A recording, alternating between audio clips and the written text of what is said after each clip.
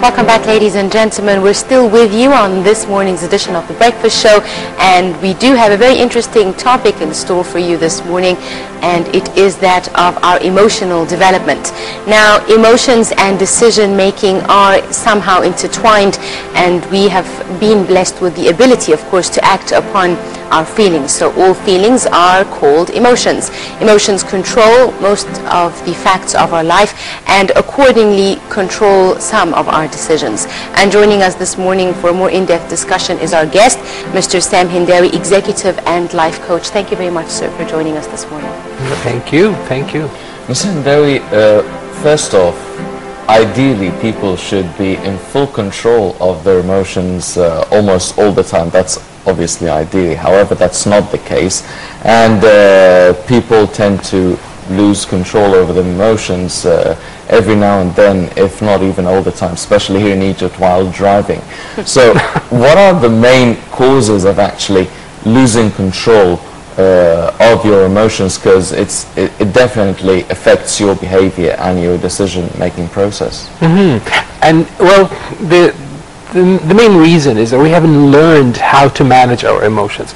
We've relied so heavily on academic training that we have, excelled in all sort of academic skills, but we have never actually trained our children or our youth or even ourselves about how to manage and how to drive this huge beast that we call emotions. In the literature of my discipline, we tend to think of emotions as an elephant, and that the mind or the cerebral activities of the human mind is the rider of that elephant.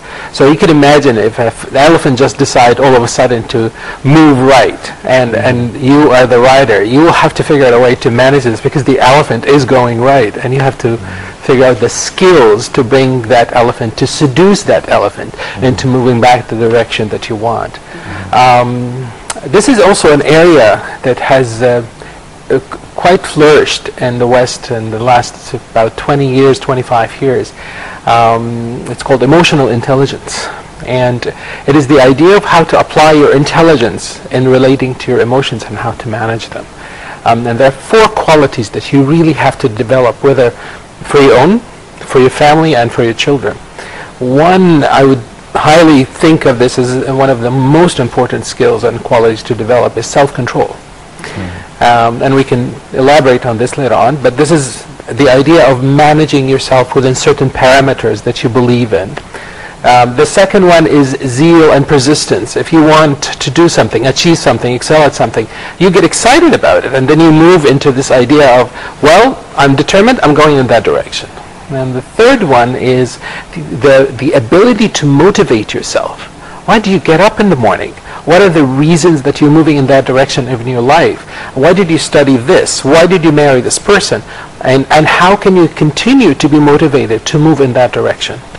And fourth, and I would say this is probably the outer expression of these inner qualities, is empathy.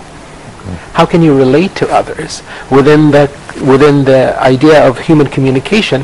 How can you relate in ways that you don't accept anger as a method of communication? You don't accept depression as a form of a natural state for a human being, and so on. Sir, let me ask you, is it normal to, before we delve into the skills on how to control your emotions, is it normal to actually lose control of your emotions? Can you lose grip on your reactions? Do you think, is that kind of normal, or does it happen in extreme cases? Or what actually leads to you losing that kind of control? I mean, we all lose our temper, for example, we get emotional.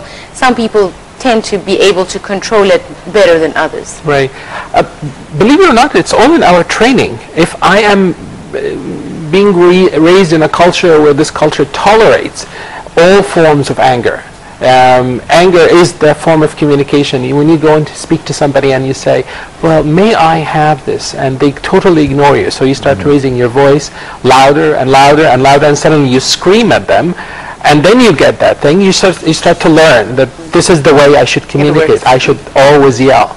And it's funny, in the streets of Egypt here, over the years, I come back and I travel a lot in different areas. I started to hear that the volume in the Egyptian street has been growing louder and louder and louder over, the many years that I've been traveling. And it feels to me it is that people are not being heard.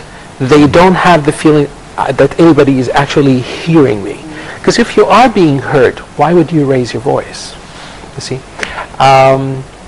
So it goes back to when you're dealing with a form of anger, or depression, or laughter, or joy, or these other positive feelings, what is the norm around you?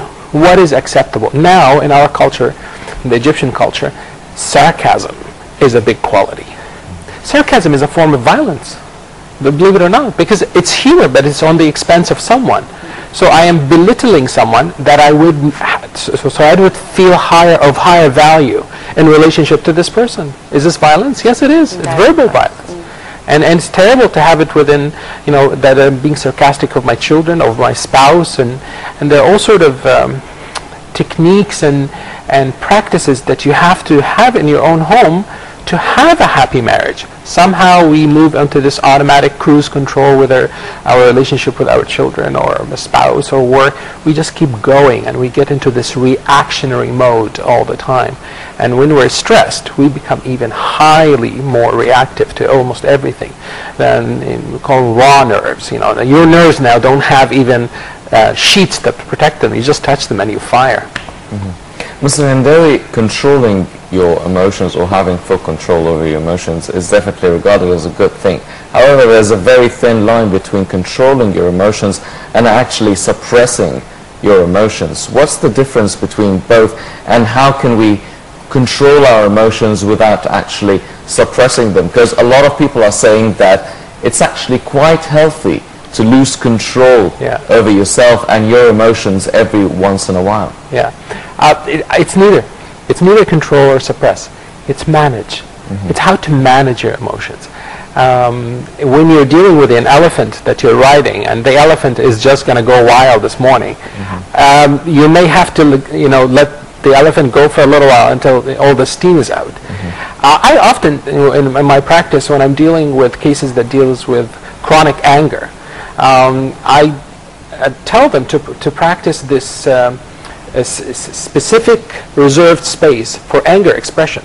Go in your room, close the door, make sure no one can hear you outside the door, and beat the heck out of a pillow. Just keep punching that pillow until you get all the anger out.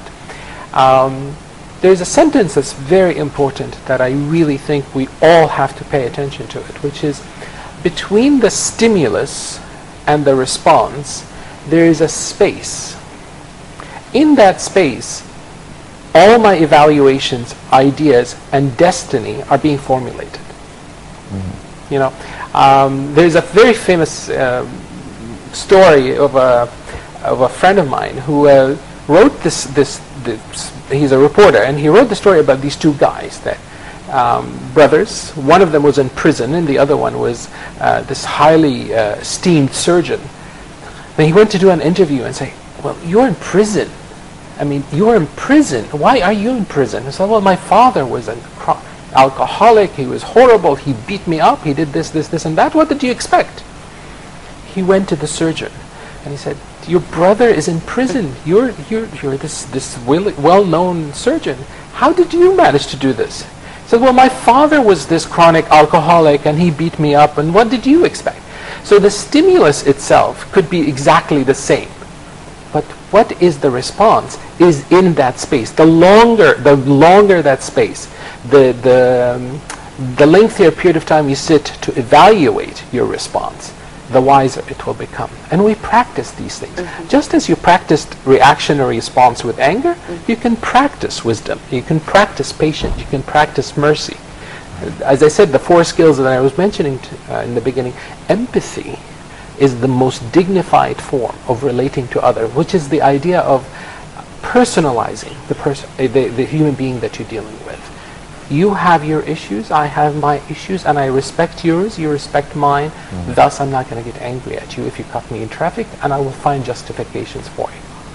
That's a very difficult and idealistic approach indeed. But let me ask you, it is doable. It's very doable. And that brings me to my question. You said it's all about management. Correct. How to manage your emotions, your response, your reaction. And you mentioned 4 skills. And you said we can practice. How can we actually do it? How can we practice controlling our emotions?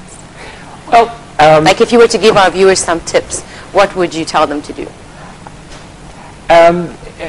Well, there are different types of emotions. So let's say we're talking about sadness or depression. Negative emotions first. Yeah, yeah. Well, nobody wants to get rid of the happy ones. We want to keep them. But let's say talk about depression. If you can imagine a human being that's depressed, there is a very known expression in my field which is called "motion is emotion." In other words, how you move your body will dictate how you feel most of the time. Imagine somebody who's depressed, and give me a description of somebody who physically of somebody who's depressed, or I mean, when you had moments of depression, what do you do physically? What happens? You probably look unkempt. You dress poorly. You drag your feet. You walk with your head down. That's right. Your All shoulders physical. are down. Your breathing is shallow. Do the exact opposite. Physically, do the exact opposite. Put your shoulders back, straighten your back. Take deep breath. Expand your arms, because often when we're angry or tense, we try to protect ourselves by reducing the amount of exposure of our body to the rest of the world. As a matter of fact, when you get angry, what do? You kind of squint this way. You get angry because you're focusing on somebody. When you smell offensive smells, what do? You kind of shrink your face a little bit because you're trying to close your nose and your mouth gets tighter. It's funny, most of our emotions are direct expressions of the feeling inside immediately. So as you do this, I mean, you're expanding your arms, you're looking up and smiling, even you can put a fake smile on your face and now try to get depressed, and you're not going to be able to do it because you're forcing your body to break the pattern. It's very easy when you are being stimulated with the same response. Every morning there's traffic. Every morning there's traffic. You follow the same pattern every single day. Oh, God, traffic.